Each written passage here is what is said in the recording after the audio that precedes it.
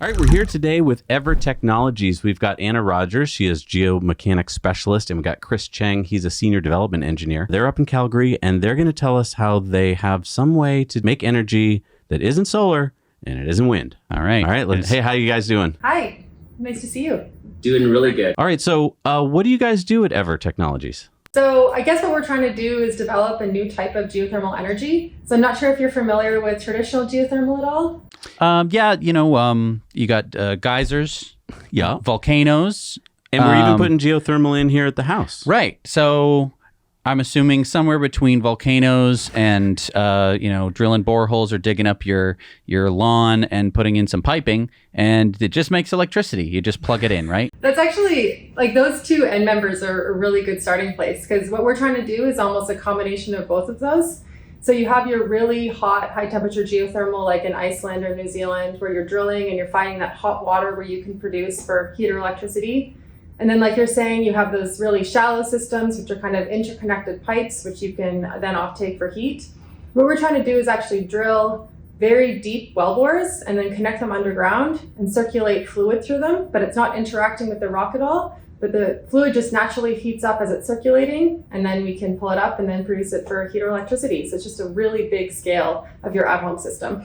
So talk to me about how Iceland's systems work, because I've seen, they show beautiful Iceland, and then there's like a couple of buildings, and there's a bunch of steam, and then crypto miners are making money in Iceland, and I don't know how they are making electricity. So could you walk us through how that works, and then talk about how Eavor is different than that? So Iceland, I would say, is your more conventional geothermal system, where you're targeting that really hot, shallow rock, because it's all very new there. It's at the rift zone, basically, in the Atlantic Ocean, the mid-Atlantic rift. And so there's really hot, new rock, and you have a lot of fractures in the ground, and there's fluids that are filled with those fractures. And you're basically just producing up that really hot water that's trapped underground. And then once it comes to surface, then you can produce the electricity. And Chris, as an engineer, knows a lot more about that than I do. Yeah, so in Iceland, you're either producing a really hot brine, so that's still liquid water, or you're producing steam, and that might happen in Iceland, I'm not sure, but that's happening in the geysers in California. And then, as you and your viewers probably know, that hot fluid is either flashed off to spin a turbine and make electricity with steam, as we do all around the world. Doesn't matter what your heat source is. How is Eavor different? Well, geothermal really doesn't have a whole lot of global penetration, and that's because these types of geologically unique zones, such as in Iceland, in Turkey, Indonesia, they only happen in a few places in the world. You have to find those hot aquifers that are either filled with steam or hot water, and there's really just not that many places in the world that have those types of systems. So what Eavor is doing differently is, we know, for example, that the Earth is hot in the core. It's about 6,000 degrees Celsius, and that heat is basically radiating outwards into space. So it's conductively passing through all the various layers of the Earth's crust and then exiting the ground.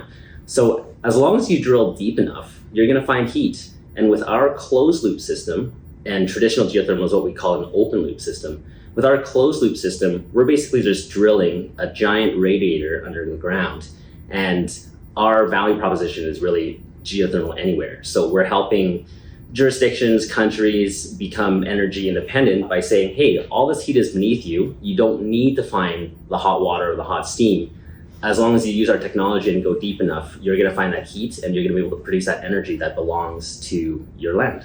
Okay, so if I had a really long drill bit and I went into my backyard and just started drilling, you're saying that I'm probably not going to find the conditions that you're finding in Iceland, where the water is already underground, and all I have to basically do is hook up some pipes, and so the water is underground. How is the water underground again? How did it get there? Or is it just a big lake, there? Or is it a big pod, a circle? Yeah. So how it's trapped is actually in very, very, very small, I guess, permeable or pore spaces. So in this new volcanic rock, normally it's very fractured normally. So I guess there's open zones that are smaller than what you'd expect for how much water it can hold, but they're all very interconnected. And so that's a really good point. So I wouldn't think of it necessarily as a massive underground lake, but it's a lot of connected rock that can hold a lot of volume of water. So why can't Jesse and I just go do what you guys are doing. You just gave it away. You're just drilling a really deep hole. So why don't we just go get a drill rig and put them out of business? You could definitely attempt to do that, and certainly we have competitors. First of all, the rock that we're drilling into to get to that deep, it's very hard. So a lot of us that work at Eavor come from the oil and gas industry, and typically we're used to drilling in what we call sedimentary basins, so sandstones, limestones, carbonates, that sort of thing. These are sort of the type of rock that is typically used to contain oil and gas, or your typical, actually your traditional geothermal reservoirs are there too. We're actually going beneath those sedimentary basins into metamorphic rock or the granitic basement. So number one, the rock that we're drilling is quite hard, much harder than what typical drillers are used to drilling. So we're developing a lot of technology that enables us to economically drill that hard rock. And the other thing too is because we're going so deep, that rock is very hot. So it is hot and hard. And a lot of the instruments that are available today, they're not necessarily rated to work in those types of temperatures. So we're doing a lot of innovation and R&D to try and make sure that we're able to do that with modifying or inventing new technologies. So we're really breaking new ground, so to speak. Good one. I also noticed on your video that it looks like your hole then turns 90 degrees, which I don't think Jesse and I are capable of doing. And then it fans out. And so how are you able to do that? Like you make an underground like radiator thing. That's really actually off the shelf technology that we're borrowing from the oil and gas industry. So there's a lot of fixed costs in just drilling that initial vertical section. So we call that multilateral drilling, where you take a single vertical well and then you fan it out. And so that's something that's been pioneered here in Alberta in our oil and gas industry, that we're basically borrowing that type of technology and just applying it for a different resource. So that's probably one of the easier challenges that we're looking at. I mean, nothing's easy, but it is one of the easier challenges to drill that underground radiator. Yeah, and I think that's something that's really great about our technology is we're not necessarily inventing a lot of brand new systems, as we're repurposing and integrating things that have already been done. And so that makes it a lot more, I guess, feasible that we think we can do this. Well, we have done one of them, but in the long run, we think we can make commercial systems because it's been done in different areas of the world. We just need to combine them now. Yeah, and just to add on to that, in oil and gas, thousands of kilometers of wells have been drilled. The US shale revolution is a really good example of that. Because to date, geothermal has been so niche, really there hasn't really been, I think, like that engineering rigor or geoscientific rigor that's been applied, because it's always been this bespoke installation that only happens in very rare places. What we're trying to bring to the table is bring that oil and gas discipline of a manufacturing resource play and turn that into and bring that into the geothermal industry. Well, that's kind of my question then. If we're so good at drilling and have been doing it for a long time, and I get it, it was just oil down there, that was great to get. But why weren't we also being like, hey, there's also free hot water down there and free heat down there? Why didn't we go for this before? Why now? So I would say, you bring up a really good point. And I would say that traditional geothermal, where it's done, is a very established technology. It's a really reliable resource, and it's where they do it, it's done very, very well. But like Chris was saying, it just can't be done in that many places. And so I guess the difference that we're trying to do is in conventional geothermal, they use that hot water that's sitting there, and that's called a convective hot water system. But what we're trying to do is we're not looking for that permeability, of course. So we're looking for a conductive heat source. So the rock is hot and it conductively heats up the fluid that's flowing through our well bores.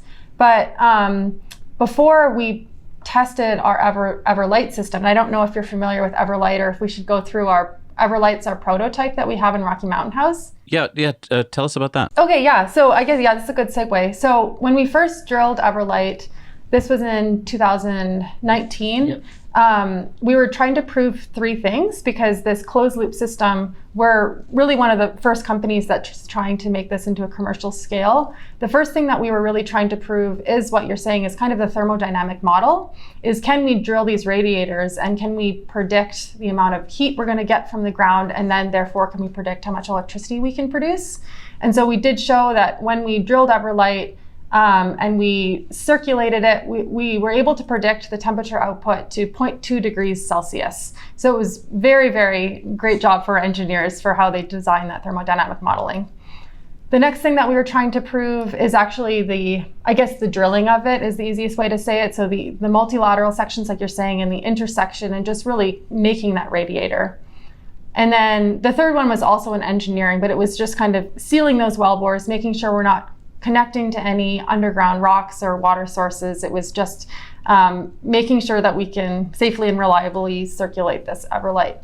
So as soon as we did that, we then gained a lot of credibility in our system. And so I think the reason that it's not done everywhere, it really hadn't been done that much before we did it. And so we are kind of doing something new in this space.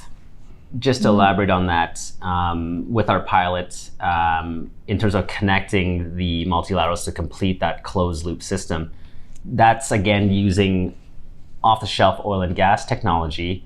These instruments that we run in to make that intersection was previously used to actually avoid collisions. So when we're drilling oil and gas wells, we actually don't want them to connect, but we want them to maintain a certain distance apart. So really we're just getting the opposite outcome. We're using these same instruments to say, okay, we actually want the wells to collide. And in the past, no one in oil and gas would want to do that, right? There are very niche instances where you would, in terms of fixing blowouts, things like that. But 99.9% of the time, you don't want those wells to collide. So we're just using those instruments for the opposite outcome. So I want to talk about that because, I'm seeing a lot of drilling stuff where it like connects up or it, goes and then another one comes and hits it. That seems really hard to do because I remember, the channel, the tunnel that goes under the English Channel, like the French side and the English side, and they were coming together and they were off by, it was only a couple inches. But your tubes, I'm assuming, are not the same diameter as the channel, so like you can't be off by like 7 inches or you'd miss it completely. But also technology that's supposed to keep stuff away, that's not the same as precision guided hitting exactly where you want to hit. So they really had the technology already available to just say, oh, you want to hit that? We'll hit it. Simply speaking, I would say yes. The precision is incredibly good. When you think about like our pilot, it's 2.5 kilometers underground. Our hole size is 6 inches. So you're that far away. Think of but there's no one under there. There's no one under there. And I know you can't like look and say, well, we'll mine in that direction. So there's not, Minecraft Steve with his diamond pickaxe, going at it and trying to line stuff up. But so everyone's standing on the surface looking at a computer monitor, and you're able to connect those two things up. I mean, it's not apples to apples, but I would say the level of precision there, I know you guys are big Elon fans, but it's similar to like relanding that first stage, right? Like it's this tiny, skinny thing. You're kilometers away, and you're still able to do something that precise. Mm-hmm. That's just sort of the level of science that exists today, which is actually pretty amazing. And what Chris was talking about, it kind of comes back to the fact that we can have these tools downhole. And so it's not that we're doing it blind by any means, but we have these tools that are in each of our wells that help guide us to basically the intersection. So it's kind of developing and improving on those tools so that we can do this at deeper and hotter depths. So then I just also want to talk about how deep are we going roughly, and then how hot is the stuff that we're getting up temperature-wise? So how deep and first? So looking at our technology roadmap, what we have right now is our Everlight system, and it's about 2.5 kilometers deep and 2.5 kilometers wide. And so that's actually considered a small system. That's not our commercial system. And just for, I guess, a reference point, globally, the average geothermal gradient is approximately, I'm going to speak in non-US units for a second, but it's approximately 25 to 30 degrees Celsius per kilometer. And so if you're getting down to 2 kilometers, that's approximately, let's say, 50 degrees C. And so if you're targeting an area that's specifically hot, like the Western US, for example, can be quite hot. You can get up to maybe 60 degrees Celsius per kilometer. So every kilometer that you go down, you get an extra 60 degrees. And so our base case plan right now is approximately 4.5 kilometers in some of our designs, but ultimately we'd like to go deeper than that. But I have a problem because, okay, so you're getting 50 or 60 degree Celsius water, and that's warm water. That's not cold or anything, but I mean, that's not going to spin a turbine because it's not boiling. So how do you get hot, warmish water and turn it into electricity if it's not smoking hot. I thought that was the whole point of anything that's going to spin a turbine. It's got to be boiling. It's got to be steam. Yeah, you bet. So there's really two parts to that question. Number one, our pilot is really meant not to generate electricity. So our commercial projects will never only be 2 kilometers deep because, as you said, that is too shallow to make electricity. So our commercial project that we're looking at in Germany, for example, is about 4.5 kilometers deep. So our bottom hole temperature there is about, I don't know, like 130 Celsius, I think, once you work out all the math. Again, because we're conductively heating, we're not actually producing the liquid at 130 because you still need a temperature differential so maybe your water comes up at 110 or 115. Now, we use our heat to power units is a binary cycle unit, so we use organic Rankine cycle units. So what that means is we're actually flashing off a fluid that has a lower boiling temperature than water.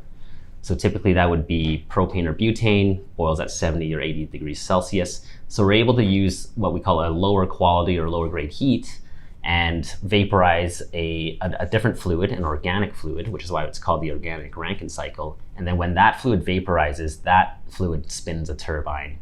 It gets recondensed, so it enables us to use lower grade heat to still make electricity. Mm-hmm. And just to the comment of 60 degrees. So it's 60 degrees per kilometer. So I guess once you get down to the deeper depths that we're ultimately planning, between 100, 200, 300 degrees C, ultimately, that's going to be within the temperatures that we're targeting. So it gets quite hot quite quickly. Okay, so if anyone, putting in a geothermal heat pump like at their house and stuff, they know that you have to pump the fluid. Geothermal heat pumps at people's houses, they're really kind of small compared to what we're talking about here. The amount of energy that you must have to spend to move a ton of fluid from the surface of the earth all the way down kilometers and kilometers, and then pump it all the way back up, that's got to take a lot of energy. I mean, maybe you're going to be making some, but doesn't that take a lot of energy? So yeah, that's one of our advantages as well for a closed loop technology. So if you look at a typical open loop technology, all that fluid typically doesn't want to come up the surface on its own. So you have to expend a lot of energy with bottom hole pumps to pump that fluid out.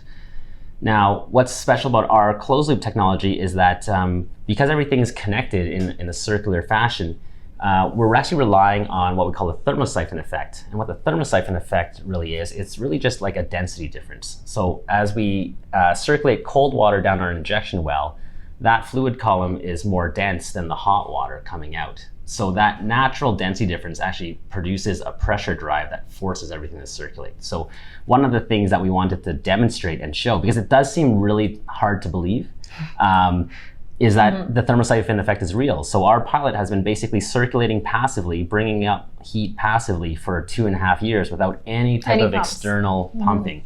So yeah, when you say passively, you mean that the pumps aren't working hard to move that fluid around. They're just not on at all. They're not on. They're not on at all. And so the way that it works is, I think we all learned convection currents in school, right? You have the cold air or cold water in a pot, or the cold working fluid in your system wants to go down, and in this case, into the earth, and then the hot working fluid wants to come up. And so if you just had it sitting there, if you just had topped it off, it's not moving yet because it would want to come up on both sides. But once you start it, that's why it's like a siphon. So once you start moving it, then it's going to want to continue to move. Exactly. Yeah. So we actually have a very tiny pump on surface, and it's almost just like rolling a ball down a hill. As soon as you give that little nudge and you create that temperature and density difference, it's going to want to circulate on its own indefinitely. So like worst case scenario, right? The whole grid goes down in, one of those blackouts that they do on the Discovery Channel where they're talking about the end of the world kind of thing. You would the fluid would still be moving. It wouldn't be like, oh no, we didn't think. What was it at the end of the end of the first season of Walking Dead, where they ran out of diesel and the generators at the CDC, and then they're like, we ran out, and if only we had solar panels. But in this case, the sun could have been blotted out by a giant super volcano. So do you want to rename their company like Apocalyptic I don't Energy? Know. Is that what you're going for here? An interesting thing to think about. This would keep flowing no matter Ever. what. It's, like wow, Ever. That's why they're called that. I see. Okay. So we call that, as you guys probably know, black start capable. So we're actually able to, if the grid were to fully go down, like as Texas almost did a couple of times now, we can be the one that actually starts the grid going again to provide. We don't need any outside electricity to get everything going again. I feel like Texas should be one of your customers. I know. Right? We're certainly looking around in there for sure, and they have a strong oil and gas industry, and it's very complementary to what we do. So we can steal all their drillers and their rigs and drill for geothermal instead of oil and gas. Us and our viewers were pretty good by now at knowing like what a wind turbine can do and what some solar panels on your roof can do. We kind of understand that scale, but I am completely lost, I got to admit, when I'm talking about the scale of your Eavor Technologies, because I don't know if this is like powering one house or a city. So can you give us some idea of the scale that we're talking about here? Yeah, we're typically more on the industrial side of things. So when people typically think geothermal, they're thinking ground source heat pumps, which is relatively small tech, I guess.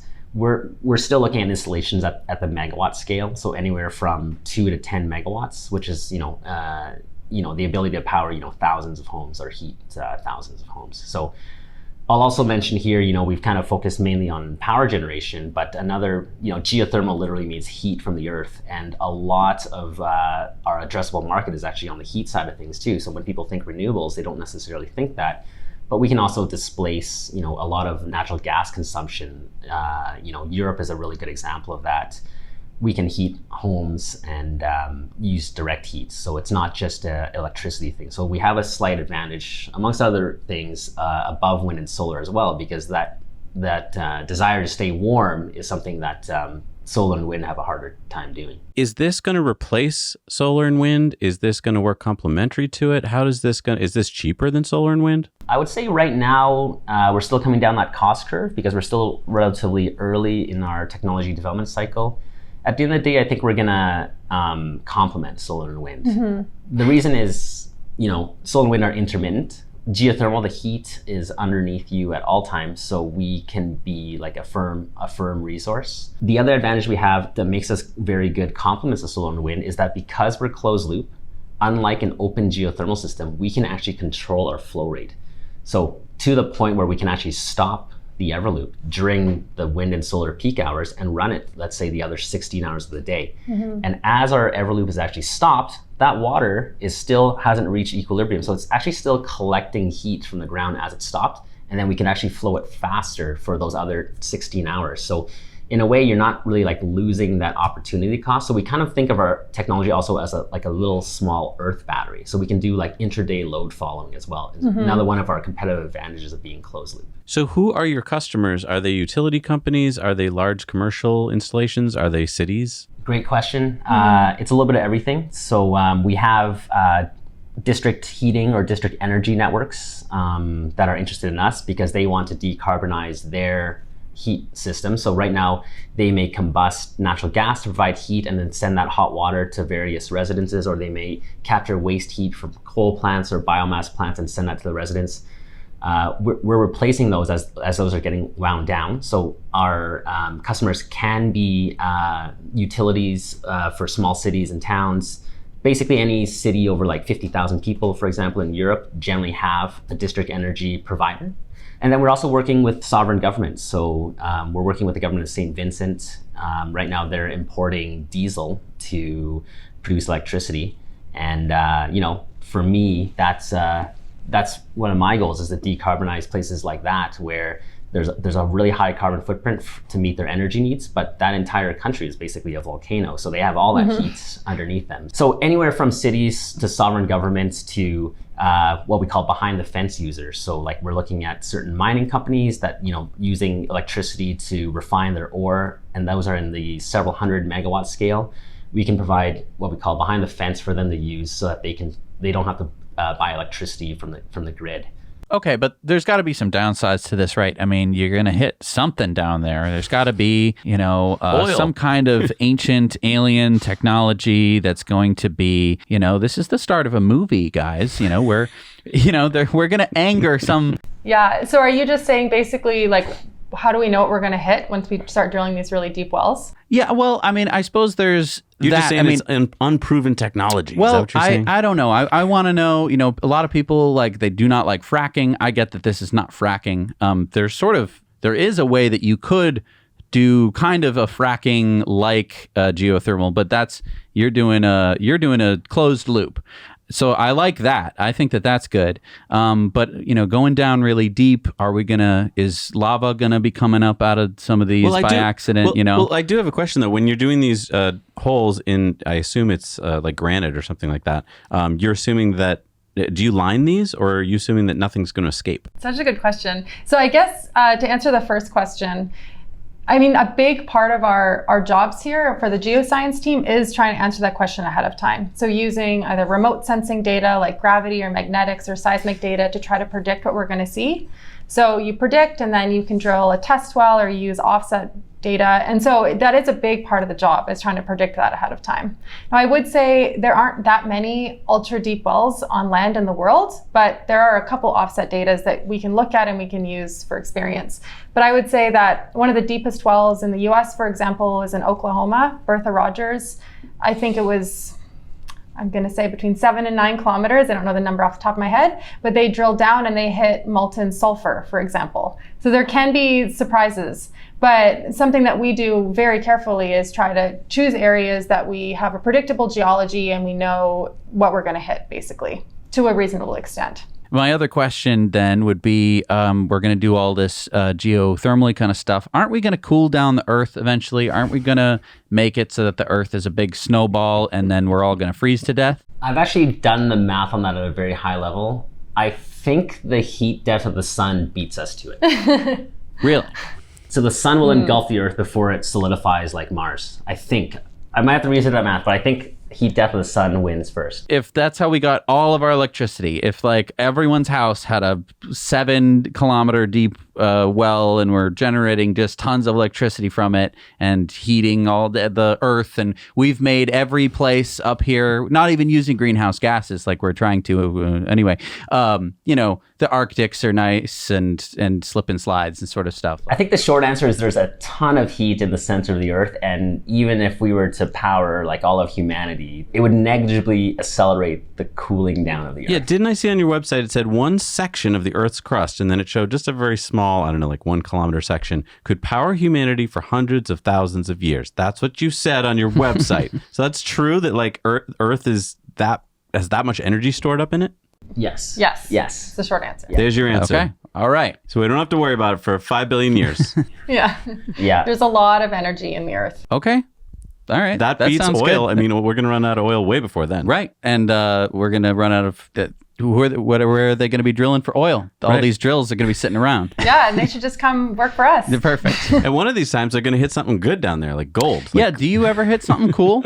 I don't know if I've ever hit anything that was not expected. That's what they would tell us, So no dinosaurs or diamonds. Not yet. Typically, your dinosaurs are in pretty young rock. They're they're trapped in those lake beds and whatnot that are fairly shallow. So we're going actually probably geologically much deeper. Okay. All right. So I'm watching on this Disruptive Investing channel right now. I'm getting pretty excited because I haven't heard of this kind of energy before. I'm like, this is a young company. I could invest in them maybe. Where are you at in terms of funding rounds? Or is there going to be any kind of crowdfunding I can get into, or an IPO in the future? So right now we're sort of looking at our second funding round. We completed our first. We've raised about $100 million Canadian over the last, we've only been a corporation since 2017. So I think we've done fairly well. For now, typically, most of our investors are like strategic and institutional. So we have investments from British Petroleum and Chevron, as well as some Singaporean venture firms as well. So for now, I would say we're definitely open to it. I'm not saying no, but I would say reach out to us. And if you're, a potential investor, we're definitely going to take your call. But it won't be on Kickstarter anytime soon. Okay. Gotcha. So we can't put $500 down to get my name on a well kind of thing. That's probably not going to happen. Okay. Not yet, but we have thought of that. Yeah. That's interesting to hear that big energy companies are interested in this, because this is energy. And what's the time frame that we're talking about here? So, I mean, I know you guys are still kind of testing out Everlight. When are we going to get to maybe one of the first times when you're going to have this in a real world situation? Yeah, I mean, Everlight's been running since 2019, and it's been running great. I mean, it hasn't gone down unless we've wanted to run some science experiments on it. We're actually about to start another deeper pilot, actually imminently, by the end of this month, which is very exciting for us. drill as deep and as hot as possible and show that we can do that. In terms of commercial projects, our first one is likely going to be in Germany. They have a very renewable friendly jurisdiction there. And probably look for us in coming on stream in like 2024 with construction starting in middle or early next year. Yeah, so things are happening. It's pretty exciting. That is exciting. If people want to learn more about your company, where can they go? They can check us out at www.eavor.com. We're also pretty active on LinkedIn is probably where we're most active. So yeah, we post all our updates there, and just follow us on sort of our website and our socials. And there's a full virtual tour of our Everlight system. It's not as cool as being able to go up there and put your hand on the inlet and outlet well and feel the hot water coming up, but it's neat that that's available if anyone wanted to learn more about the engineering up there. Oh, cool. So like we're talking virtual goggles, right? Like Yeah, or basically. you can go on the site and play like a video game. Like you can just walk around and see our engineers explain it to you. But yeah, you guys are welcome to come up in the middle of winter and see how we keep everything warm up there too. Nice. Cool. Nice. That sounds like a lot of fun, guys. Thank you so much for hanging out with us today and explaining all this for my very dumb questions. I really appreciate it. And I feel like I have a better understanding of it now. So thank you. Thank you so much. All right. I'm surprised at myself because I thought I knew all the different ways that you could make energy. And I already knew about geothermal because we're getting it here at the house. So I thought like, you can't stump me. Well, and I mean, hey, I took a college course on all sorts of energy generation. So I thought that I had every trick in the book because I was learning about wave power, and I thought that I was going to be set for the next 20 years. Yeah, you thought you stumped him when you got to the, you need a big pump. I thought that I was going to stump them at multiple different points. Really cool that basically you can have the same sort of geothermal systems that you could have in like Iceland and just have it just anywhere you want practically. And I'm really glad I learned this because I thought that Iceland, that was the way you do geothermal. And it's cool to see that, no, there's different technologies, different ways to do it. That's one way. This is another way. And I thought to myself, why does Iceland always get to do it? And she explained why, because they have young rock, right? And it has all the conditions that are, it's like stumbling upon a hot spring, right? Where you're like, oh, it's a hot spring. Whereas like if anyone else wants to take a bath anywhere else in the world, it's a heck of a lot more work. I'm bummed to hear that, us little investors probably can't get in on this. I know they said that investors could reach out to them, but this is mega scale. When you hear about a company that on their first round gets $100 million from Chevron and BP, it means that the little guy is never going to be allowed in, and that's a little disappointing. But it does show you that their technology has been vetted. These big players do not pump in money like that unless they know it's going to work. And the fact that they've been doing Everlight for a few years and showing that it works, I mean, there's a few pieces here that was not sure it was going to work. I want to point out one of them. You drill a hole, and even if you can do it accurately and make your whole radiator, the fact that you're looping within the rock and you can't lose any of that water, that's untested, and they tested it now. And then the fact that this runs without a pump, and in theory it should work, but they weren't sure if it worked in practice, that also works. Yeah. So it's exciting to see that this is coming true. And I mean, when all those people out there say like, we can never have just renewable energies, this is a company that a few years ago, no one even thought was a possibility. You're one of the first in the world to hear about it. And that's why I think we're so lucky to be part of this community. So if you want to support us, head on down to that little subscribe button. It doesn't cost you anything. Hit it. As that number goes up, more of these companies will actually talk to us and will join us with smart people like Anna and Chris who are working on the future solutions to energy. And if you want to support us even more, we're going to be talking a little bit more about our thoughts about Eavor over on our Patreon Investor Club bonus stories. So you can check that out. You can head over to patreon.com/nowyouknow. Sign up at the $10 level, which is our Investor Club level. If you're an investor, we've got our Slack channel, which has over 1,800 members on it. We're talking about all sorts of different companies, lots of them sustainable, and lots of companies unlike this one, unfortunately, that you can get money into and can invest in. So definitely check that out. We'll see you over there. Thank you so much for joining us on Disruptive Investing.